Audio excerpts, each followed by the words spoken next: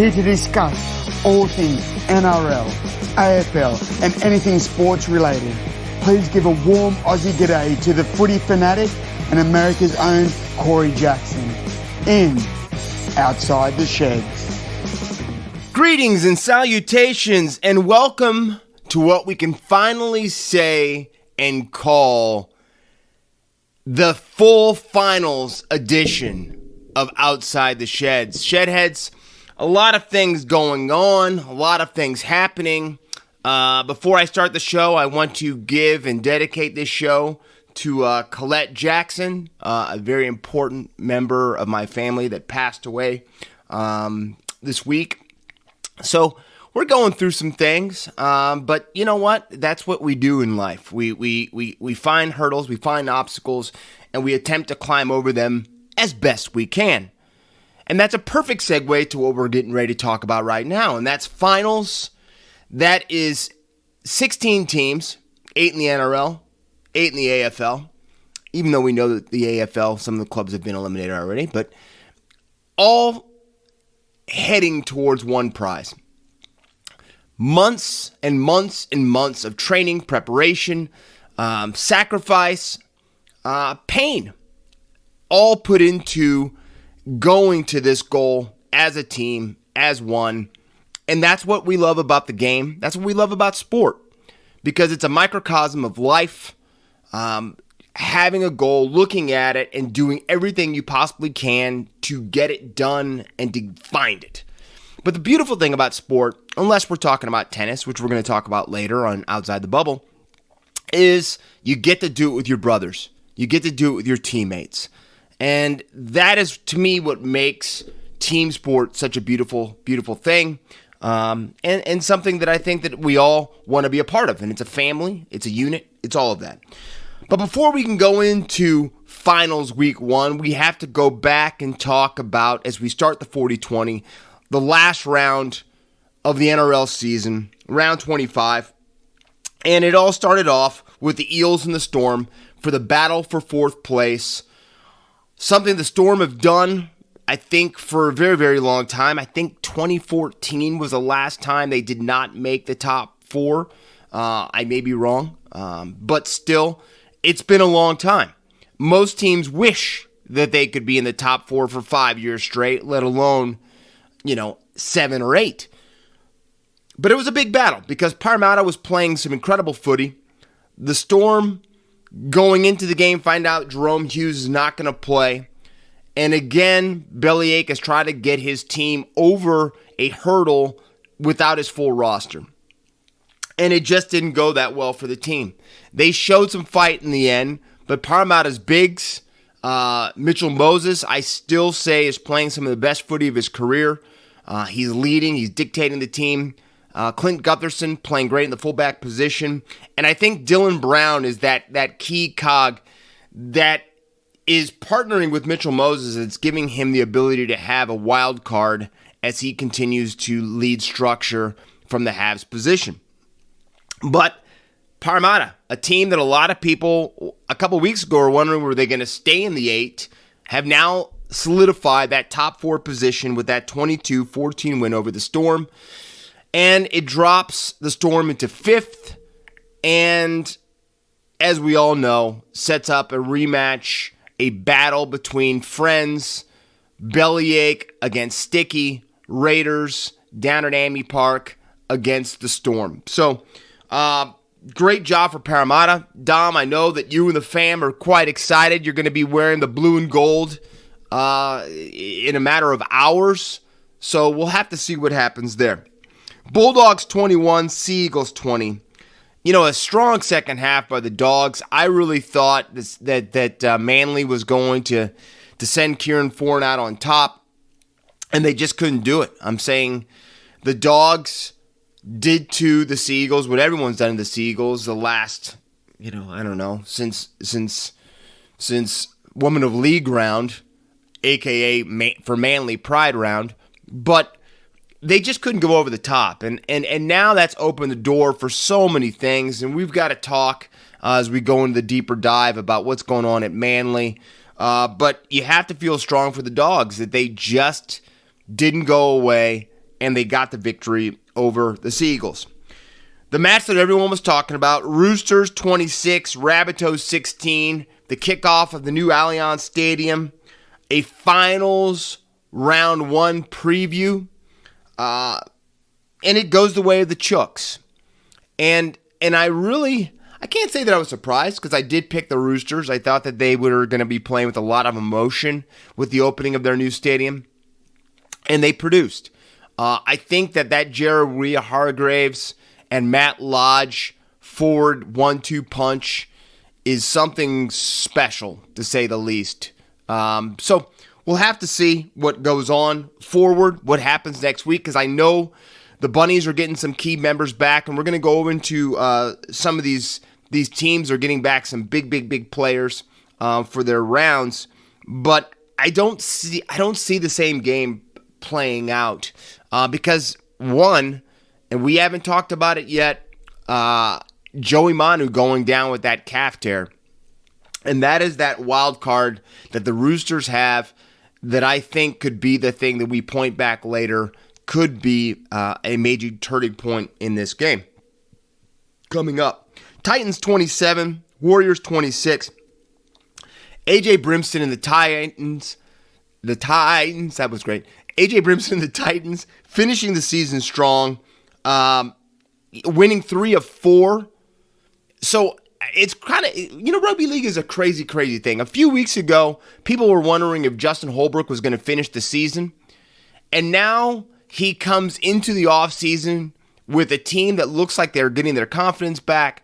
A team that might have found their gun in AJ Brimson playing the way. I don't know if AJ Brimson senses that it's going to be a battle to see who's going to play in the halves with Kieran Foran coming in next season.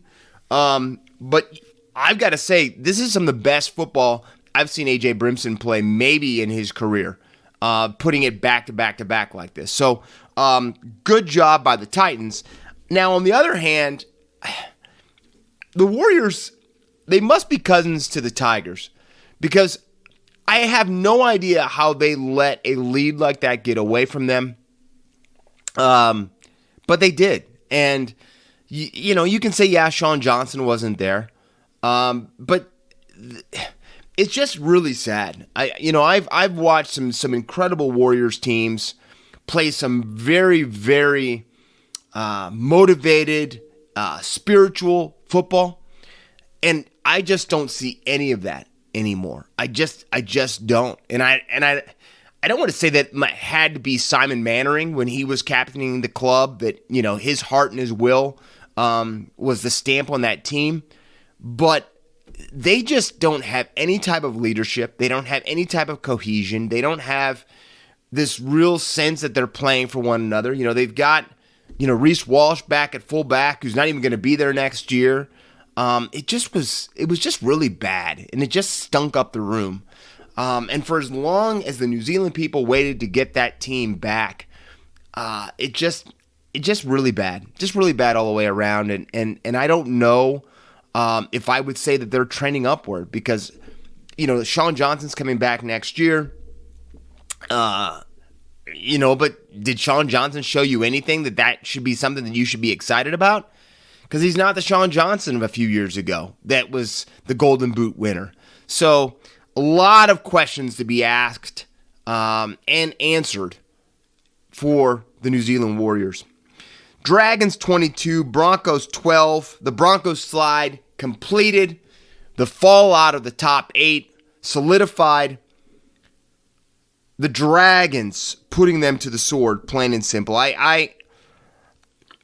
I don't know. I just thought for some reason that the Broncos were going to find some inspiration. The Dragons didn't have anything to play for. But then I forgot. The major thing about this is that there are quite a few, I think there were 6 ex-Broncos that were on that team that played, on that Dragons team that played the Broncos. And when you have players that might have felt like they were slighted by a club and they have a chance to, end the chance of you going to the finals, I made a bad call there. I'm going to admit it, Shedheads. I made a bad call because the Dragons, even though it looked like they didn't have a lot to play for, had something major to play for, and that was their pride. And they showed that. And the Broncos just couldn't turn the car on. They just could not find a gear that could get them out of the garage and get them down the road. And it shows. And now questions have to be asked. Is it still a successful season? Starting the season, no one really projected that the Broncos would be in the top 8. But after beating Parramatta, they're in the top 4. And a lot of people, I think, just thought that they were just going to ride that wave out and maybe not finish in the top 4, but definitely be playing finals footy. And it didn't play out that way. So sad ending for the Broncos. Dragons, I guess you can say that was a great ending for them. They played well towards the end of the season, but a lot of people felt that they should have been in the top 8. So a little uncertainty there, but I think you could say that there's a little bit of building foundation there with the Dragons as well. Cowboys 38, Panthers 8. The Panther Cubs just not enough against the Cows. The Cows had, second place to play for, just in case the Sharkies fell. But really a strong game by North Queensland. I don't know why we would expect anything else. They are a Todd Payton coach club, and they showed that they do it the Todd Payton way. They finish strong, and they take care of their business. And if things fall their way, they fall their way. But they did take care of business. And then that led to the Sharks 38, Knights 16. The Knights put up a fight. You have to admit that. But the Sharks locked down that number 2 position. And to me, it sets up a pretty... to me, it could be the game of the round for the first round. And a lot of people don't see that. We're going to go into that a little bit later. Raiders 56, Tigers 10. The Raiders coasted into the finals. They already knew that they were in the finals after the Broncos dropped the ball. And they just went out there and played a strong game and just finished it out the way that you would want a club to finish it out. And then the Tigers, on the other hand, down 42-0 at halftime. Just, again, like we were talking about the Warriors, no pride whatsoever. I would say Dane Laurie was the only guy out there that looked like he somewhat cared. Even though Dane Laurie usually has a look on his face that he's mad about something. I'll give him that. But just bad. And I know Tim Sheens and Benji are coming in next year. Robbie is going to be there, Robbie Farah. But, wow, where do you go? James Tamo's gone. Jock Madden is leaving. There's talk that there might be a new halfback going to Newcastle next year instead of possibly Luke Brooks. I just don't know. I have no idea which direction the Tigers are going in. I know a lot of people were excited when Benji and Sheensy came back or projected they were going to be back next season. But what do they have to work with? That's my thing. They've got to get some key signings. And I don't know a lot of players that are intrigued to go and play for the West Tigers. So, sad ending for the Tigers. Now, I'm going in a different direction as I start the deep dive. Because after that hard-hitting affair that we watched between the Chooks and the Rabbitohs, in a do-or-die match to an extent, coming up this weekend, I think a lot of the talk should have been just those head-to-head matchups. Who's coming back? Who's fully fit? All that type of stuff. But it took a different shift early in the week. And it came with the, I guess I would say, the lightning rod between these two teams right now and Latrell Mitchell coming out in a press conference and pretty much saying that he understands the flack and the criticism that he takes, understands that there's going to be some vitriol in the stuff that comes his way, but that fans could do it in a little different sense and maybe not in the type of booing that they do. Now, he then referenced Adam Goods. And I don't know, a lot of you might not know Adam Goods, and a lot of you who listen to this show definitely will. Adam Goods was a champion player for the Sydney Swans. And the Swans and Goods just were a very, very, very strong team, very, very strong dynamic. And it ended bad. It ended badly. Almost to the fact where Adam Goods, because of some racist taunting, just said he had had enough and was done with the game. So when any time an Indigenous player brings up Adam Goods' name, you kind of get that sense that we're talking about that there were some racist overtones that were thrown Latrell's way. And I think there's some footage that's been shown of Latrell getting ready to make a kick, and you can see there's some fans behind him that have had a few too many libations, maybe not too many to some of you, but they were living a little bit large, if you know what I mean. And we're really giving him the spray. Now, I have no problem with people giving the spray, but there's a line that you can't cross. All right, so that's kind of my backstory on this, where we're going. So I turned it on to Fox League. And there's a few shows I watch on Fox League. I get a lot of my coverage from there, and over here in the divided states, that's the best way that I can see a lot of the stuff. But I turned it on a show that had a panel of 4 pigmentally challenged figureheads speaking. All right? And these guys went on, and I respect a lot of these people talking, okay? But they went on this diatribe that they actually said that they were worried about Latrell. They were worried about Latrell's mental state. That he really didn't seem like he understood what was going on here. And I really have to tell you, Shedheads, I was taken back by this. I was taken back by this because no one on that panel, and a lot of people don't understand that Indigenous players, and over here in the divided states and around the world, EPL, the Bundesliga, not as much, but Serie A in Italy, players of color, players of, I guess you would say, minority descent, definitely take different criticism and different type of vitriol from fans. You know, there was talk in Moscow when some teams would go there that they were making monkey calls. And just stuff like that. So when you see 4 guys standing up there that have never felt that before, and don't go to the card because they don't know. Last time I checked, none of those 4 individuals on that panel were sitting in that crowd that low to the field and heard any of the stuff said to Latrell. None of them. And the thing with Indigenous players that I was leading to when I said this is no player that is of Indigenous descent, of black descent, of minority descent, ever like to just go out there and throw the race card or say that I was getting racially taunted. Because it gets old. It gets old for them. And a lot of times when it gets old for them, they don't want to bring that up because they don't want to give credence to the people that are saying it, one. But they don't also want to fire up the people that are already thinking it but might say it now again. And I think we miss that. I think a lot of people miss the stuff that is said. And I have no problem with people calling you a bum. I have no problem saying that you're a loser for leaving us because don't forget, there are some strong emotions about Latrell.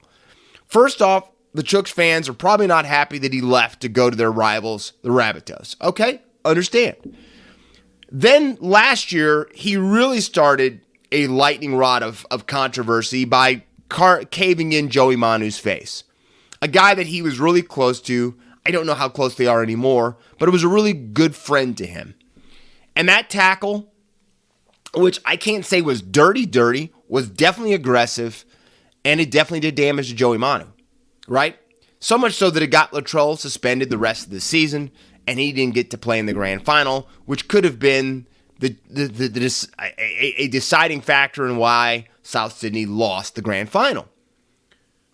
But all of those things being said, that does not give anybody, and I mean anybody, the right to use race, religion, or sexual orientation against a player to call them out or to use that in a derogatory manner towards them. It doesn't give you the right.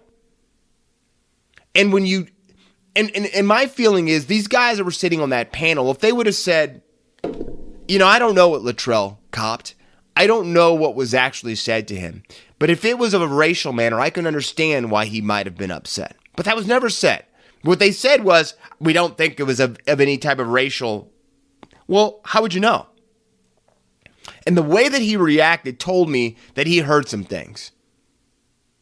Things that you shouldn't have to hear.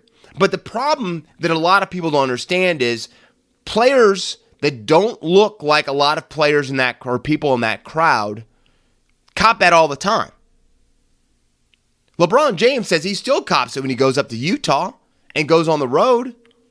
LeBron James, one of the Mount Rushmore of athletes right now playing professional sports around the world, says he still cops stuff. So, if that guy can be talked to like that, why do you think Latrell wouldn't be talked to like that? And I just get that sense from the way that he said that, he wasn't going to say that because all of a sudden here comes all of the pundits, here comes all the media, here comes all of the stuff the week before, finals round 1, Chooks versus Rabbitohs, it's a race thing. And he doesn't want that. He doesn't want that. And no one should want that. But I think that it's a disgrace for 4 men that have never felt that to come out and just call him out and wonder and hope that he's doing mentally all right. Or to get mad at him for him saying that he wishes booze would be a little bit different. Latrell knows what he's up against. All right, shedheads? Latrell knows that he's going to cop that. But he doesn't deserve to cop anything more than saying he's a bum and a loser or a quitter. Yeah. So what? But I think we need to do better. And I think we need to do better to opening our minds, opening our hearts to players that might not look like everybody else. And instead of putting them under the knife, maybe embracing them and saying that stuff needs to be out of it. And again, we wonder why racism still is alive and well. And I don't think it's going anywhere. But it needs to be stamped out. And I know that there's all of these campaigns and stuff that have been released to knock out racism and stuff, but we just need to do a lot better. And we need to be humans, and humans to everybody. So there we go. That's my story on that. Can't wait. Let's just play some footy. Roosters, Chooks, can't wait. Now, Shedheads, I said this a little bit earlier. A lot of people are excited for finals round 1 for a couple different matches. We all know everyone's excited about the Chooks and the Rabbitohs. That's, the oldest rivalry in the game. A lot of people out west are beyond excited for the Eels and the Panthers. A lot of people, all right, Dom, calm down. A lot of people really excited thinking that Parramatta have a good chance of beating Penrith. I think you're crazy. I think that this is the first time we've had a full, healthy Penrith squad all year. It's the first time they'll have every single member that should be starting, and you've got a motivated Nathan Cleary. I think the Eels are in trouble. That's me. But to me, the game that really has the most intrigue that I cannot wait to see is the Sharks against the Cows. And there's a lot of backstory that makes this a really juicy affair that we're about ready to see. Number 1 is the 2 players that are going to be key, did I say key? Key components in the outcome of this match. And that's Chad Townsend, Valentine Holmes. 2 heroes of the Sharks from 2016 that allowed Cronulla to turn the lights off and get down to celebrating something they hadn't been able to do since 1967 when they came into the competition. And don't think that Val, and especially Chad Townsend, are not motivated to getting down to Cronulla, going back into the new Shark Park, and showing that maybe especially for Chad, that you let a guy leave that had a lot left in the tank. Because a lot of people talk about Nico Hines, and Nico's great. But to me, Chad Townsend is the buy of last offseason. And the reason being, no one thought that North Queensland was going to make the 8, let alone the top 4. Nobody did. Maybe except for maybe some of the guys in that locker room. But I don't think they even did until they finally bought into Todd Payton's preseason. But Chad Townsend has stabilized. He's put Tom Dearden on the map. He's slowed the game down for Dearden, so much so that he made Origin. That he was probably the rock star of Origin 3 for the Maroons. And then you talk about Valentine Holmes, the guy that to me came onto the scene, Auckland Nines with that kick from the corner. Valentine Holmes, that to me, I still see Val as a Shark. I know he's not. I know that. I definitely don't see him as a Jet, but that's something else. But these guys are going to be beyond motivated to get back to Cronulla to play well. And then you have Cronulla, with their new Shark Park, actually being able to host it in a rabid fan base that's going to be loud, boisterous. It's going to have probably a different home field advantage than any of the other games we're going to see this opening weekend. Now, those are great storylines, but I think it goes even deeper than this, because I think what we have here are two formed teams of the competition that play the type of footy that is just exciting. And that is why I think this is going to be the game that goes over the top. Because both teams have young stars at the club that I think we're going to see for a long time to come. Guys that I think will maybe down the path be immortal players for those clubs. You have exciting brands of football, exciting attacking. What I mean by exciting is attack-oriented. Both of these teams will play defense because both coaches, Fitzy and Payton, believe in defense, but they will throw the ball around. And that is some exciting stuff, because if a lot of people forget, Payton was on that 2005 West Tigers team. So he knows about attack. He knows about throwing the ball around. And Fitzy won, a championship with the Roosters. So these two guys, even though they preach defense and they hold their teams accountable for defense, all know about the attack as well. And I again cannot wait to see. I've been to Shark Park. I haven't been to the new Shark Park. I was treated quite well by the Cronulla faithful when I was there. Matter of fact, I got treated like a rock star. I'll never forget the experience I had at Cronulla, the way that club took care of me and Mrs. Shedadamas when we were there. It's one of my, probably one of the most exciting moments that I've had being in Australia and being treated beyond well. But we won't dive into that right now. But what I'm saying is it's a special atmosphere, and I think I cannot wait to see what type of footy transpires there this weekend, and I have that picked as my game of the weekend. Now, Shedheads, I've got to talk before we go into some finals, I guess players that are coming back. I want to dive into this scandal that's going on at Manly because D-Day came and went. Dez is going to be with Manly next year, and I think that's good. I don't think that Desi needs to go anywhere. One of the things you know about Manly, and if you don't know this, here you go. Manly needs to be coached by a Manly guy. And a lot of people don't understand that, but that's just what Manly is. It's one of those special places. DY, love it, but it is just its own little thing. It's its own little kind of cult to an extent. And I don't think there's a guy that gets Manly more than Desi. Desi encompasses it. He played for the club. He just really gets it. And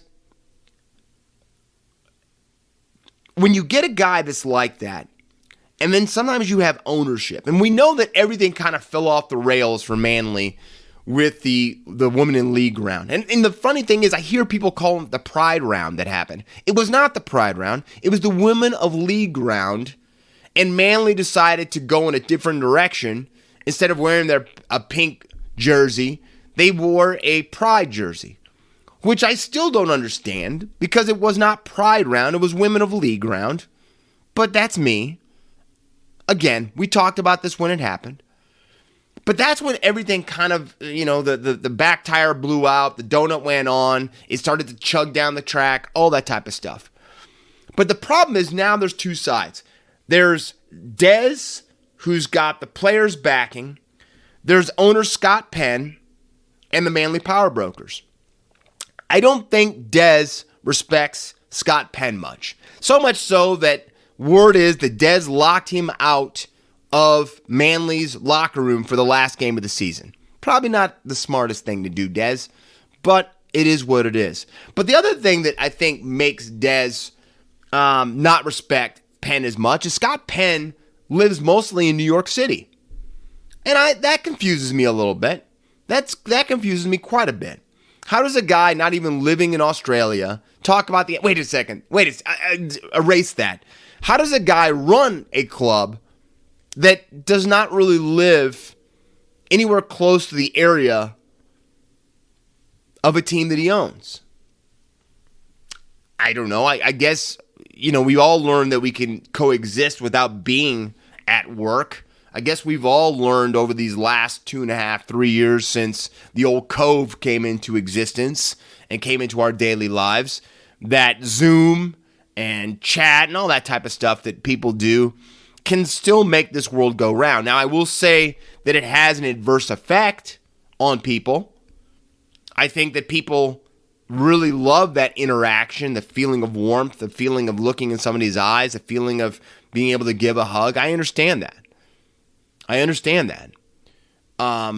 But I think Des has a problem with that. I think he has a problem with a guy that's not there week in and week out. A guy that left him and DCE out to dry by fronting a press conference when there was nobody that even made the decisions that caused the upheaval in that locker room and the divide in that locker room. No one was there, and they put those guys out there. So I understand Des. I understand. I can't say that. I was going to say that I understand the reaction of the Manly Power Brokers. But to me, this is a power struggle. Well, anyway, we can go on and on and on about this. So it's come out that Des will be back next year in the locker room. It sounds like that these powers that be are going to have him make some changes in the coaching staff, maybe some changes in maybe fitness coaches, training coaches, that type of stuff. But Des will be back. Now, here's the problem. These people that are trying to maybe make a change, they might want to be bringing a coach up from Blacktown, which we're not even going to say names because I'm not saying names for a guy that hasn't coached even in the NRL yet, all right? Nothing against his coaching philosophy or his coaching style, but I'm not talking about him on the same platform as Des Hasler, all right? I'm just not. But the problem that these power brokers have missed is that Des is getting back Turbo next year. And I don't know where he's going to play Tommy. I don't know if he's going to keep Garrick in the one and put Tommy at center. I don't know. You got to do something to make sure Tommy stays on the field. We all know this. But if Tommy plays all year, Manly's making it in the top 8. Tommy's one of the top 5 players in the competition. So when you add that to a team that before Women of League round debacle was mainlining, streaming towards a finals berth, why would you think that Des could not lead a team that he understands so well into a top 6 position? I think you're insane if you think that. I think that that's the problem with people that have never played the game but try to make decisions don't get. You're not in that locker room. You're not galvanizing in that locker room. You're not leading men in a battle from that locker room. And so Dez is going to get stronger the longer you leave him there and let him just coach that team. Because with success comes belief. With belief causes companionship and mateship. And that's what I don't think that people that have never thrown the footy around don't really fully get. And that's why I'm going to back Dez. So I guess after all of my talking right there, we just know Dez is going to be back next year. Now, it's a little confusing because Dez says he got an extension, and the powers that be did not say anything about an extension. They just said, we'll talk about an extension, seeing how the club is going next year. So a little confusing there. But Des Hasler will be back and coaching at Brookvale. And you heard I did call it Brookvale Oval next year. So going to be great to see Desi back. Now, Shedheads, I know the most important thing that we need to talk about is these games coming up for the finals. And I think the biggest part about that is going into week one, what bullets are these teams putting back into their gun to help them fire to try to get that trophy? So let's go over some players that are making their return to the clubs. And we start off with the Cronulla Sharks. Dale Finucane. I think we know that Dale is a key part of that defense. He's a key part of that ferocity of that team. So Dale Finucane's back. Will Kennedy's back, which is going to be interesting. Does Bubba just slot back into that fullback position? It's going to be interesting there. I think he does. I think he should. I think he should go right back into the one. But I think Fitz will be watching at training this week how he looks and if he really feels that he can play a full 80 in that position. Connor Tracy. Connor Tracy is going to be back. And I think Connor Tracy might be the unsung hero at the Sharks. A lot of people thought that Connor Tracy was going to be a possible have there, and he hasn't. He's played incredible in the wing. He's played really well in the center position. I think he's just a football and a gun player all the way around. And then big man, the guy that a lot of people didn't expect to be back. It looks like Talakai is going to be back from that high ankle sprain, syndesmosis, whatever you want to call it. But I don't know if they'll fully play him. And the reason I say that is if Connor Tracy's back or if they think that they can plug somebody else in there, do you rest Talakai one more week or possibly give him 2 more weeks rest if they can get over the top of the cows and let him come back really fresh for that preliminary final if they get the victory. So big inclusions for the Sharks. For the Cows, Cowan Hess is the only player that's really coming back that I think is going to be a key member for them for a little bit of the battering ram effect that he can bring to the field. So Cowan Hess will be back.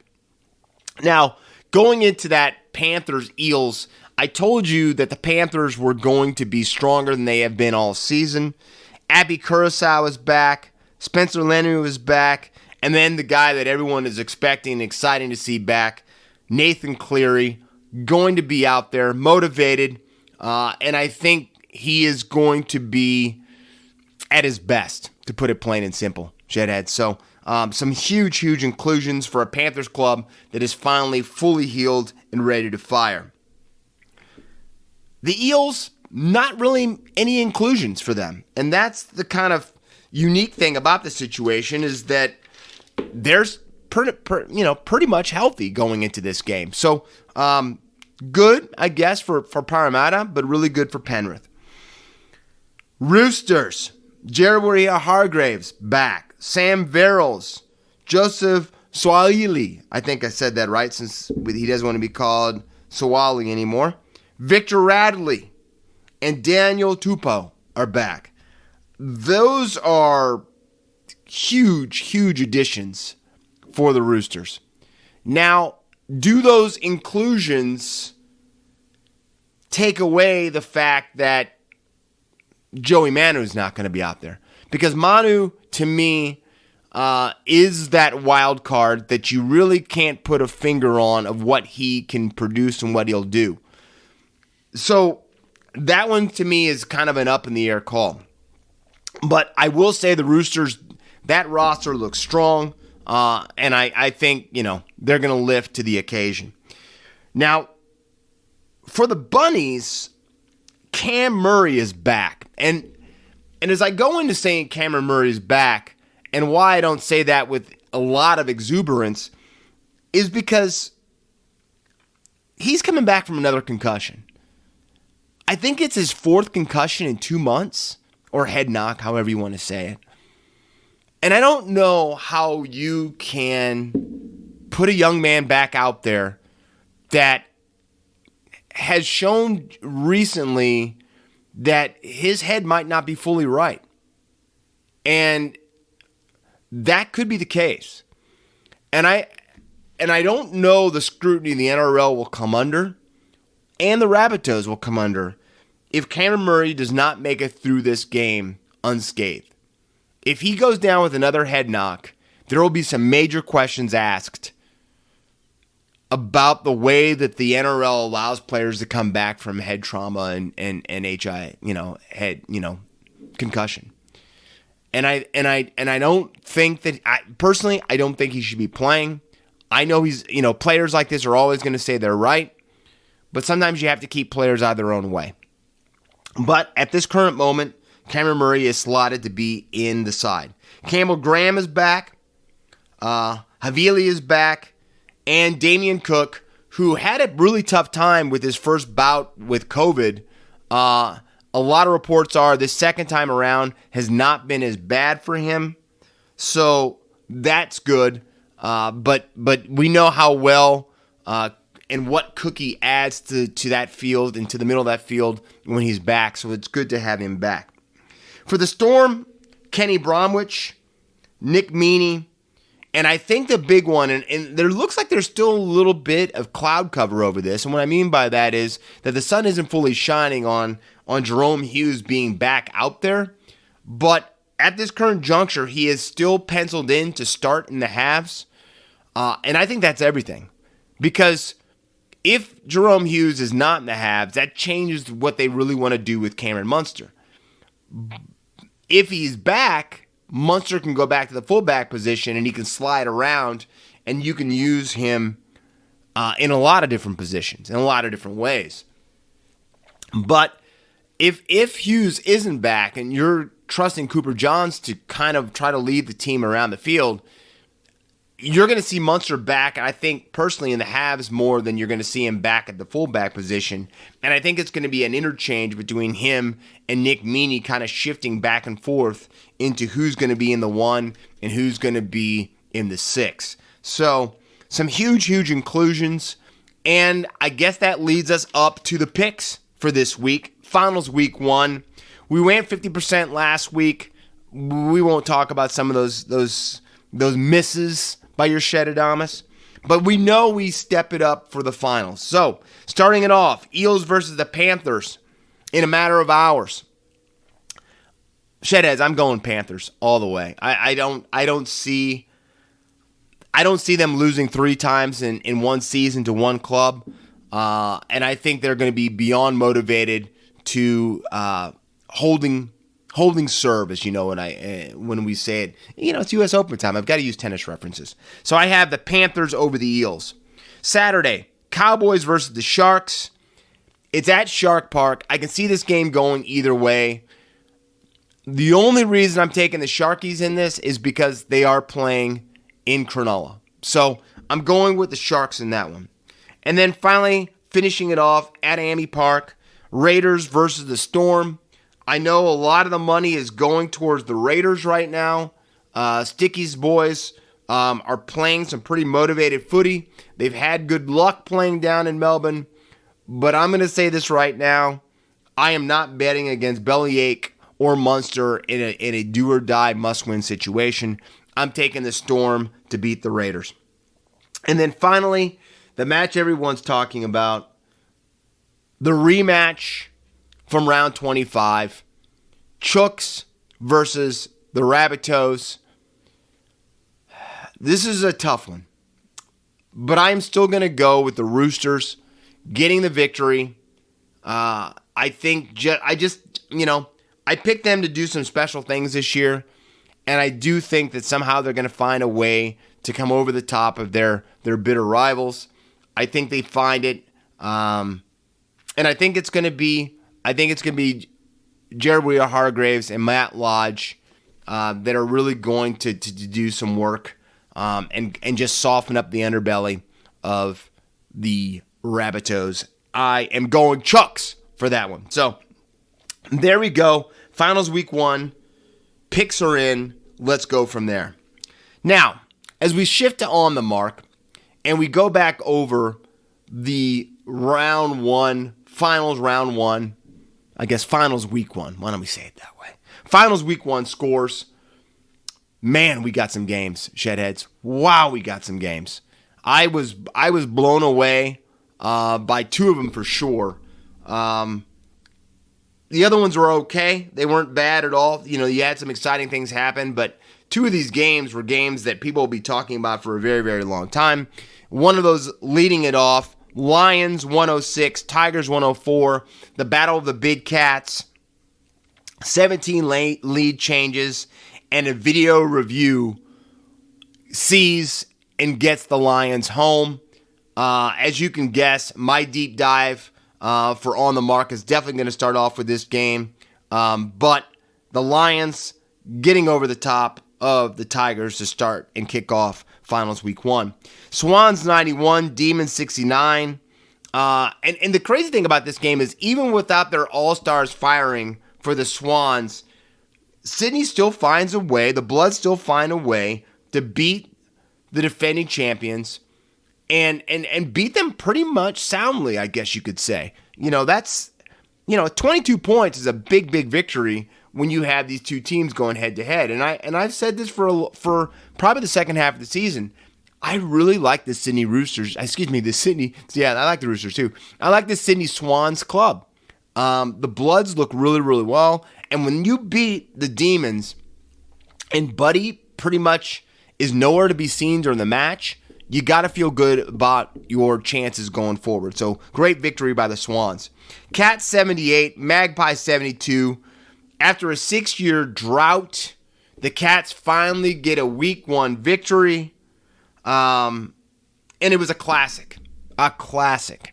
And as you can guess when I say classic multiple times, something I want to talk about in more depth coming up here in the deeper dive. And then finally, Dockers 73, Bulldogs 60. The game that really had a lot of people scratching their head, me included, down 41 points. The Dogs came out of the kennel rabid. Let's just say it that way. They look strong. They look dangerous. They look like there was nothing that was going to stop them. And then all of a sudden, I don't know if their brakes gave out. I don't know if their accelerator pedal went down. I don't know what happened. But the Dockers woke up, and they woke up so much so, they ended up winning by 13 points.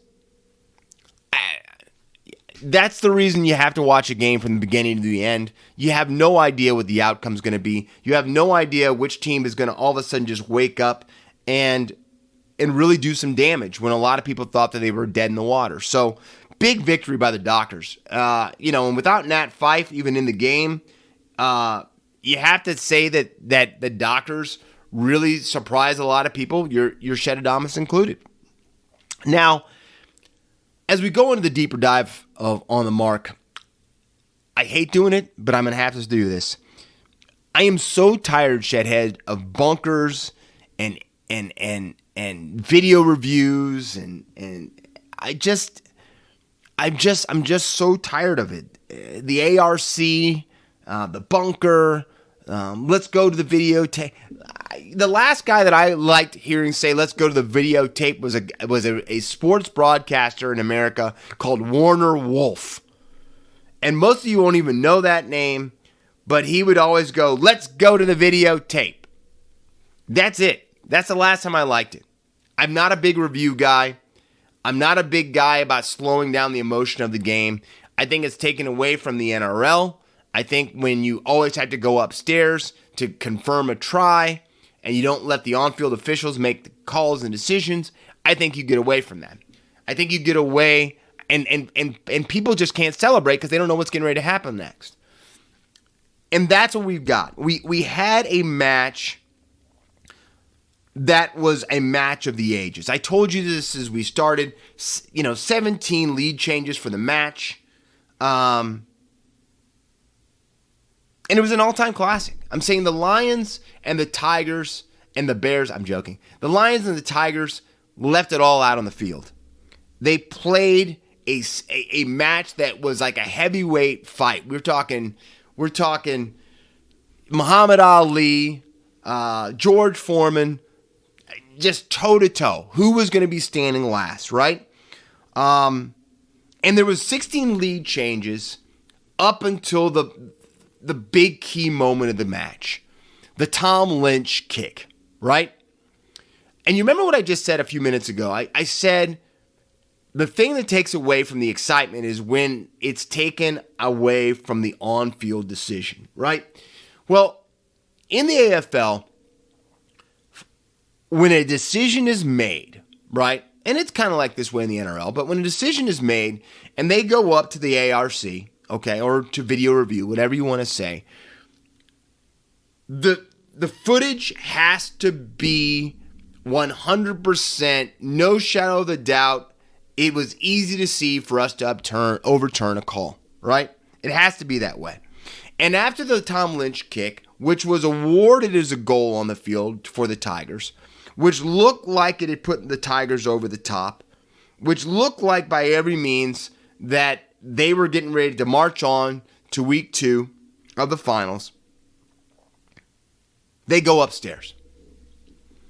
And I've seen all of the different footage. I've seen all of the different freeze frames. I've seen it all. And even the broadcaster during the time said, and I quote, he's like, I don't see enough on any of those videos to show without a shouted out evidence that was a behind. Okay, all right, cool, right? So the one thing that to me was was Tom Lynch did not sell it.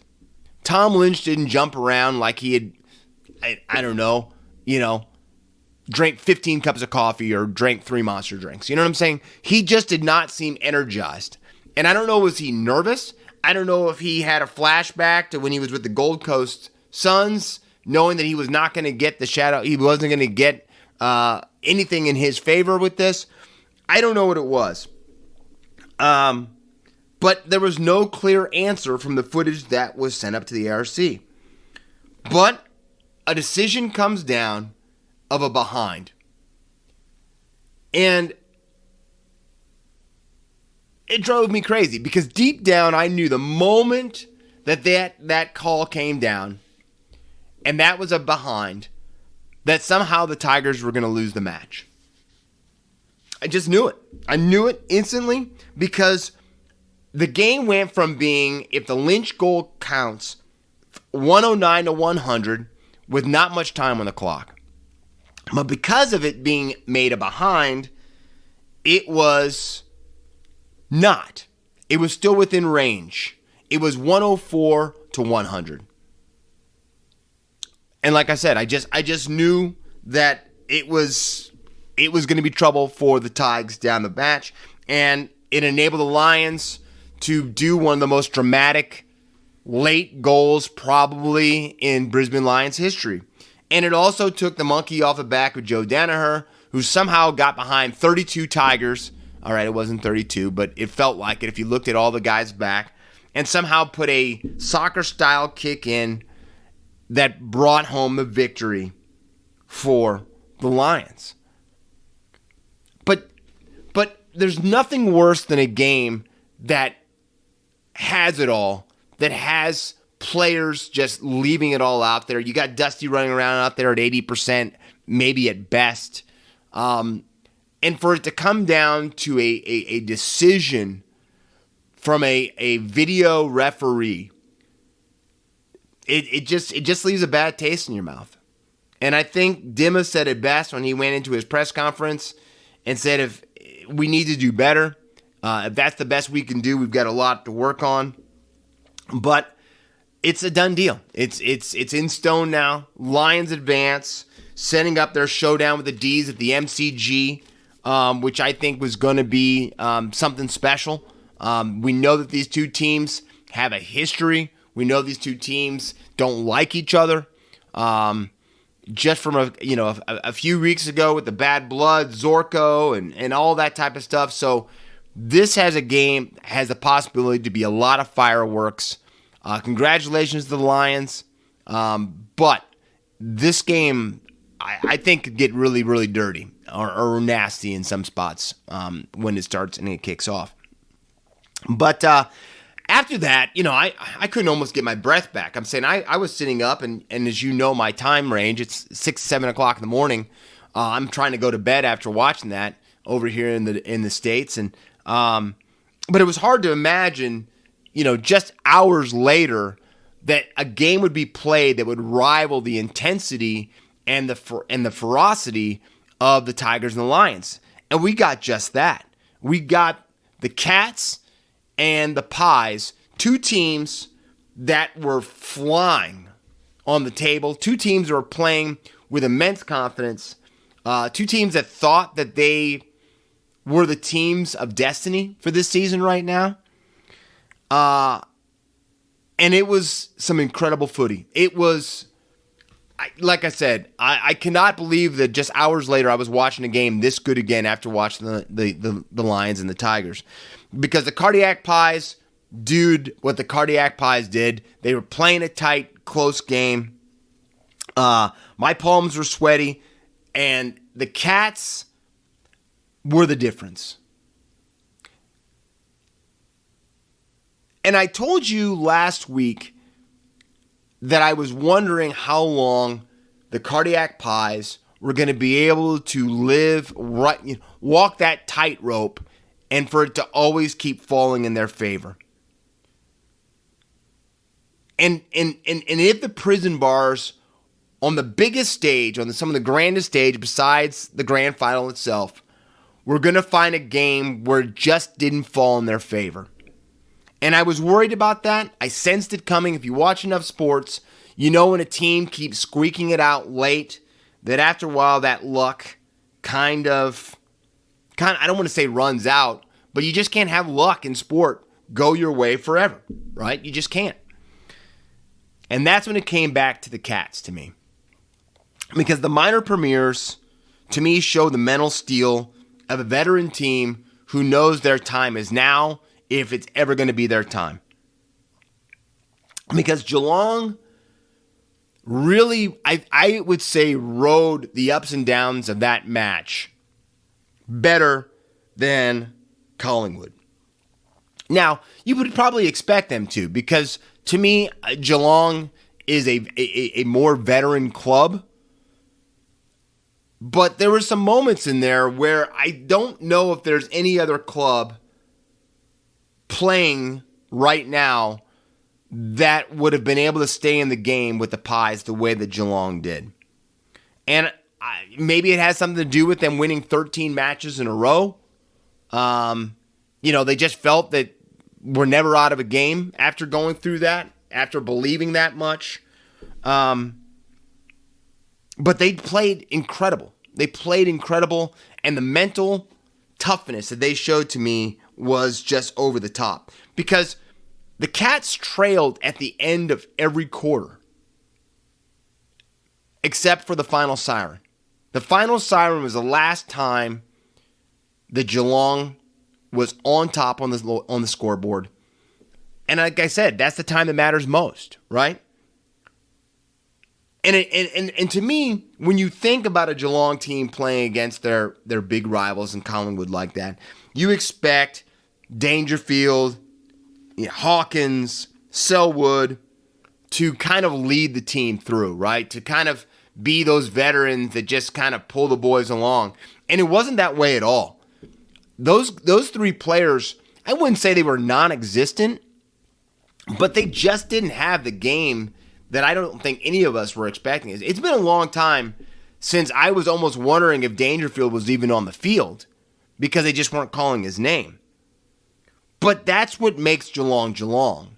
Because even without those guys playing that way or playing up to the level we expect them to play at, there are guys that still are right there. And they're not just, also-rans. These guys are still stars in their own right. Because Jeremy Cameron and Gary Rowan, they were the ones that led, to me, the hoops. They were the ones that got the key goals every time it looked like that Collingwood was about ready to separate, to pull away, and to just kind of go. Those guys were the ones that kind of kept pulling the rope and kept Collingwood close, kept them close. And like I said, when you're a team of destiny, when you're a team that really feels that it's your time, you can't have those same players week in and week out be your stars. And that addition of Jeremy Cameron and Rowan, both guys that have come down from Sydney, were the reasons that the Cats got home. Now, as I talk up Geelong and the way that they battled and the way that they did their business and got the victory, Collingwood fan has nothing to be ashamed about. Because the Pies played, I would say, the best game they possibly could have played, except for that last, I would say, 12 to 15 minutes of the match. They just don't have anything to be ashamed about. I'm saying they left it all out there. They just couldn't close it out. And after a while, like I said, when you have luck and talent, I'm not saying they're not talented, but when you continue to have Lady Luck keep falling on your side, she can't stay with you forever, right? But I was really impressed by Jordan DeGoey. The guy has been under the microscope all year after his bathrobe debacle in New York City and all this, trying to get a new contract. The guy really tried to bring his team home in the end. I'm saying he, to me, was the standout guy for Collingwood because when the times were the toughest and when he really needed to step up, Jordan DeGoey showed why he's an all-star in the AFL. He just couldn't do everything to get Collingwood there. And he played his heart out. And that's all you can ask an all-star player to do. Now, I after the game, it was a little strange. A lot of the Collingwood players were kind of carrying on a little bit like they'd lost and were out of finals, which isn't the case. I'm saying they've got to get back up now and return serve to the MCG and play Freo this week. But even their coach was a little upset after their reaction to the loss to Geelong. So it is going to be a really tough position that he's in to get them back up for this coming weekend. But it's going to be really, really interesting to see if Collingwood's, this one loss, which I was worried about for them, could have a lasting effect, be there 2 in a row. And when teams are really hot and go on streaks like this, they usually lose multiple games in a row instead of just one. So, going to be interesting, but all of that is coming up. We need to, again, say what a great, incredible game of footy we got to see between those two teams and really had that feeling of old school footy when we've watched these two clubs battle it out over the years. Now, I know you guys are so excited because it's probably a lot of you shedheads' favorite segment of the show, and it's Essendon Bombers time. And I know, the Bombers faithful wait for this moment week in and week out, what the Shedadamus is going to say about the great Essendon Football Club. Well, here it goes, Shedheads. After a 90-minute meeting with the power brokers at Essendon, Ross Lyon has said, I'm not thinking I'm feeling right about this. That's right, Essendon. 90 minutes of sitting with power brokers from your organization, from your club, turned off the leading candidate to be your head coach because he came away feeling like, I think they have a lot of stuff to sort out there at Essendon. And the crazy thing about this is we all know this, right? What do coaches want? Coaches want challenges. Coaches want to be able to be the guy that brings them from the doldrums to the trophy, right? That's what coaches live for. Most coaches don't want to go and accept a job when a team just won a championship, right? Because that is added pressure on that coach to return serve and to bring that team right back to a championship. That's why the Dallas Cowboys, I don't think, give enough respect to Barry Switzer coming in and leading the Cowboys to a Super Bowl. Because he followed Jimmy Johnson. And the pressure that Barry felt, and I think after he got his Super Bowl, he's like, I don't need this anymore. And he quit. I'm saying he retired. He resigned. Left. But Ross Lyon, that's not the case. I'm saying Essendon is as low as Essendon can possibly almost get. And with what he feels he brings to the table, that should be mouthwatering to him. But he doesn't see it that way. Ross Lyon sees a real problem with administration. He sees a real problem with the locker room. He sees real problems that a lot of people say it's going to take an Essendon man to change Essendon back. But the problem is, does any Essendon man want to actually step in that locker room to even get involved in that? Because right now it looks like there's just a bunch of guys in boardrooms that want to make those decisions and not guys inside locker rooms that want to make those decisions. And until Essendon can get over that, the Bombers are going to stay where the Bombers are at right now. But the only thing I know for a fact is that probably the best coach out there wants nothing to do with it. And that's 2 in a row. Because Alistair Clarkson went with the ruse, and now Ross Lyon says, I'm good. I'm good where I'm at. Thanks a lot. Thanks for calling. Thank you. Thank you. Yes. I'm paying the bill now. Thanks. Goodbye. Click. And he hung up the phone. So, Essendon, I don't know where you go from here. I feel sorry for the Essendon faithful because I think they definitely deserve better. But I think there's a lot of cleaning out of the closet that this team's got to do. And I think that's what Ross Lyon understands is getting ready to happen, is there's a lot of cleaning out of the closet that this club is going to have to do if they're really going to start making a push to be in the top 8 again. So, Essendon, we'll see you next week. Now, I'd like to finish positive. You know that, Shedheads. But in some great news for the AFL and the future of the game, the AFL has signed the largest sports broadcast rights deal in Australian history. A $4.5 billion deal that involves Seven, Foxtel, and Telstra for 7 years. Wow.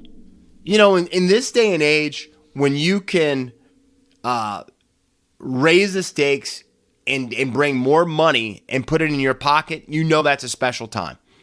And the crazy thing about this thing is because this deal was probably the last stamp that Gillan McLaughlin is going to have for leaving his mark on the AFL.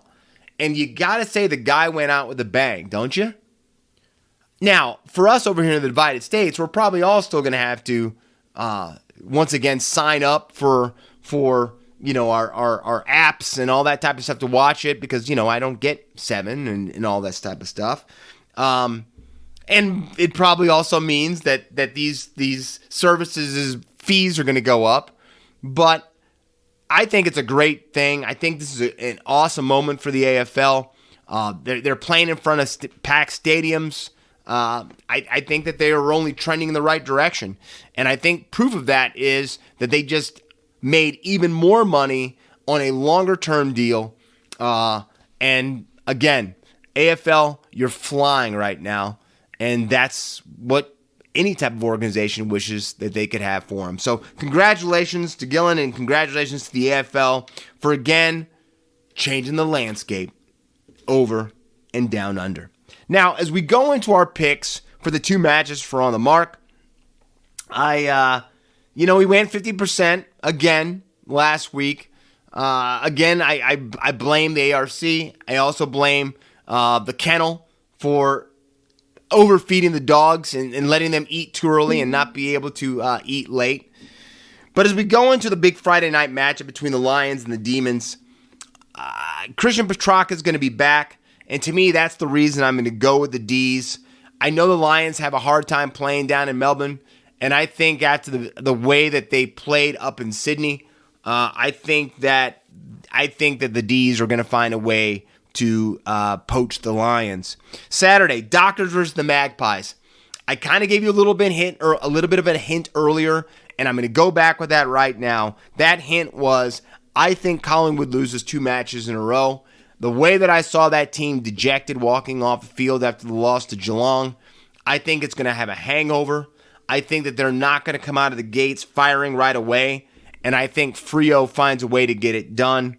The big question is, does Nat Fyfe play for Freo this week? He's pushing hard to get back into the side. But I think even without Nat Fyfe in there, I think for some reason Freo's going to find a way to beat the Pies at the MCG.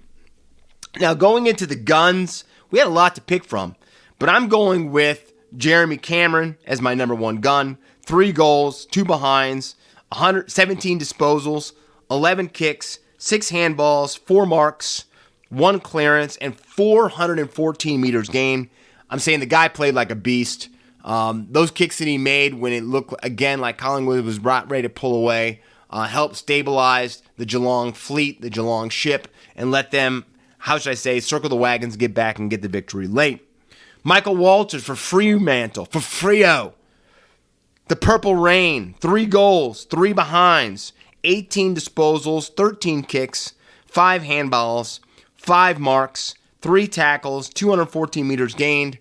In a match where it looked like they were dead to rights, Freo comes all the way back. So congratulations to Michael Walters as well for helping steer Fremantle home. And then finally, Britton Nakora for the Cronulla Sharks, 3 tries, 56 running meters, 3 line breaks, 6 tackle breaks, 35 tackles made to get the Sharks firing, to get them over the top over a pesky Newcastle club, and to go into finals week round 1 playing well. So congratulations to Britain and the Sharkies for getting the victory in that one too. Now, as we go outside the bubble, you know me doing the hints about tennis during the early part of the show. And I first off have to say congratulations to Serena Williams. I know that you lost an incredible match that had New York City just like I probably have not seen the U.S. Open ever. She did fall. I hope she's not done personally, but I guess only time will tell.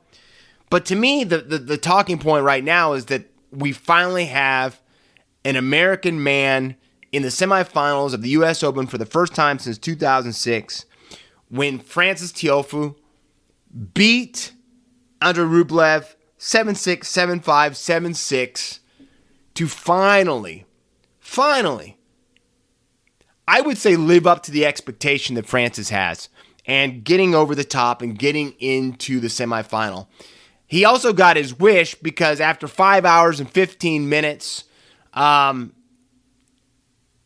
we finally got a latest finish in U.S. Open history when Carlos Alcaraz finally took out Sinner last night. A match that I don't know if I've ever seen 2 guys striking the ball the way these 2 guys were doing it this late in the game. But Alcaraz comes out on top and will face Frances Tiafoe tomorrow night to see who makes it to the U.S. Open final. On the other side, it's Ruud against Khachanov, who Khachanov coming back, beating Nick Kyrgios, dashing Australia's hopes that they might get an Australian into the Australian Open final. But that is the other semifinal taking place. Now, tonight, big night over here in the United States or divided states, no matter which way you want to lay it. It is the kickoff for the NFL season. We've got the Rams, we've got the Bills on Thursday Night Football. It's going to be a game. I think there's a little bit of question mark over the Rams because there's been some talk that Matthew Stafford's elbow might still not be 100%, that he had a procedure done in the offseason. So we're going to have to wait and see what's going on there. But besides that, I know that even down under, I know Chad Townsend's a huge NFL fan. I know there's a lot of guys, Val Holmes. There's a lot of guys that are big fans of the NFL. And the other reason they're big fans is because of fantasy football. I don't play fantasy football, but I know a lot of people will be tuning in tonight just to kick off their fantasy week. So welcome back, NFL. Let's hopefully not be more with the referees than we are the game, and let the guys play. So that is my I guess, quick rundown of Outside the Bubble. I am so caught up right now with finals going up. Also, just to let you Shedheads know, this next podcast for Outside the Sheds will be coming from New Zealand, because that is where your Shedadamus will be. He begins his trek down under in a matter of days. I will actually, I think, be in the air as the Roosters and the Chooks play. So I'm trying to figure out how I'm going to watch the replay of that because, well, anyway, we'll figure that out. But until next week, Shedheads, enjoy the finals.